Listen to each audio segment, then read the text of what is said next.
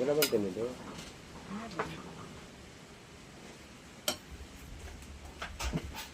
Mabaliw-baliw sa kanyang mga hanap. Basurahan. Kita ko dyan nakalapag. Kain tayo guys, ang aming mga buhok para kaming lilipad na kalapati. Let's eat.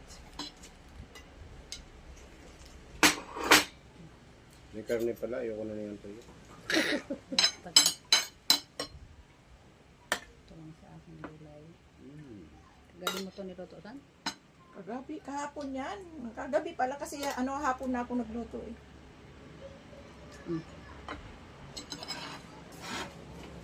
Kaya nga sabi ko sa'yo, may pansitin doon. Ayaw naman itong kulirang tong kumain ng pansit.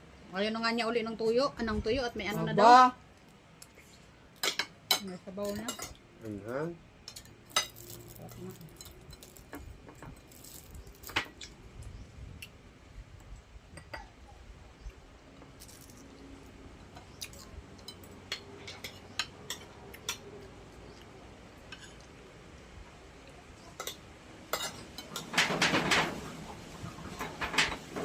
Ito na yung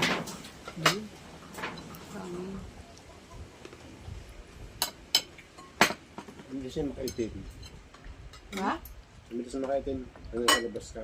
Mm-mm. Hangin at saka init. No? Oo, kasi ang hangin mainit. Daming kanin ha. Yung bahaw pa lang ito na ininit. Pag nagsasaing kasi ako, isahang saing na lang. Hindi ako nagpalasaing ng palasaing para yung gasol ba. Mahal-mahal pa naman ang gasol. 1.6.